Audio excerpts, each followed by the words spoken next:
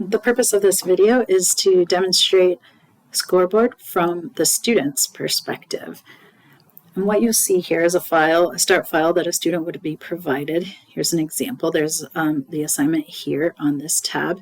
And what the student's been provided with is the most recent balance sheet for Target Corporation. And the student's being asked to perform comparative, horizontal, vertical analysis, as well as a little bit of solvency and basic liquidity.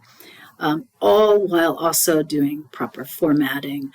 They're told to put dollars with no decimals and percentages showing with one decimal. And then they finally need to create a pie chart of the asset makeup. And so the goal here really is to be teaching Excel skills, but doing so with accounting content that we might be using in the classroom.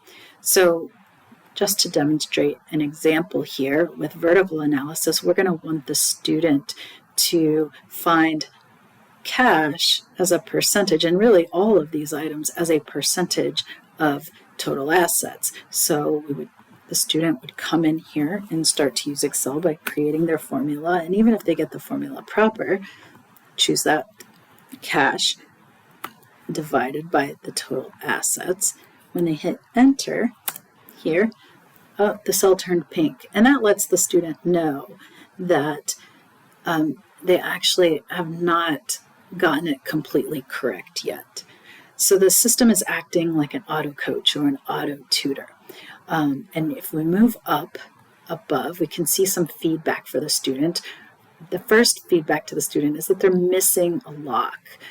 So part of teaching Excel is teaching students to become efficient with Excel.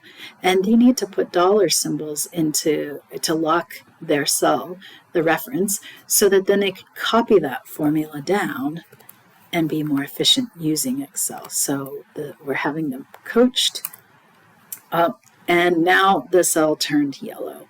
Well, that is a formatting indication, letting them know the wrong format, and they can go see their feedback up here. Wrong format tells them to be format as directed, and then press F9 to update. You can also just double click on the cell and that will update, but the percent with one decimal place is what they ought to be showing, and that was in the instructions, but they missed it. So we can fix that. Show percentage with one decimal. And now, when I update, my cell turns green.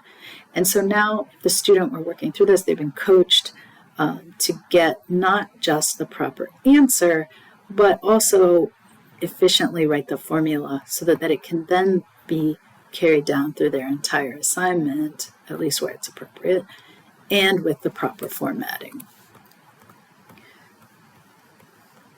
The other thing in this assignment that the student has been asked is some qualitative information. Many times in Excel assignments, we're stuck focusing on the mechanics, but because the system can coach the student through the mechanics, we can focus their attention on more qualitative factors. For example, we might want the student to be able to pick out, well, what's the largest asset or the largest asset class? And so there's a little drop down here, and if we scroll up, first we got to figure out what that is, and we say, oh, it's property, plant, and equipment. That's the asset class. So we'll pick that. And then maybe we want to be a little bit more specific. We can ask them to be more specific, but let's say they didn't, and they clicked the same thing. Well, they're being told that's not proper. They reread the question, they can go back up and think, okay, specific asset, okay, we mean buildings, and fix that. And so they can be coached through qualitative type questions as well. The system does allow for more essay type feedback or commentary, and that box is provided here. For example, the students being asked to explain what are their observations that they're seeing after performing the horizontal and vertical analysis above. So once the student starts typing, they could say, I notice whatever it is that we notice, and then hit enter and see how it's going to turn red, but that is because it's going to need to be graded by the instructor.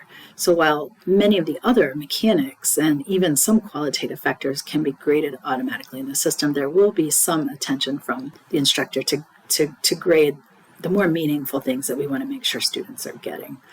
Finally, on this assignment, we have some liquidity ratio and another box for them to comment on that, some liquidity and solvency ratio analysis. But Scoreboard also allows a student to create charts, and it can assess if the chart was created properly.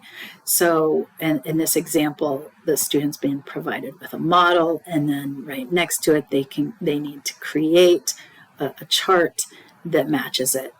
And then once they've submitted their assignment, the system can assess whether they created that chart properly. While the student's working on the assignment, each cell that they get proper, they're going to earn points, and those points are tracked up here in the top. And then also on the summary sheet, they can get a running total of their score, and then there's a block here for the items that would be graded by the instructor. So what I've just demonstrated is that Scoreboard can act as an auto coach, an auto tutor, to help students learn to use Excel in the most efficient way possible, also while working with accounting information. What's really cool about Scoreboard is, from an instructor's perspective, when we create the student's file, we can actually turn off this auto tutoring function and simply use it as an auto grading function after the fact, after the student has submitted their file.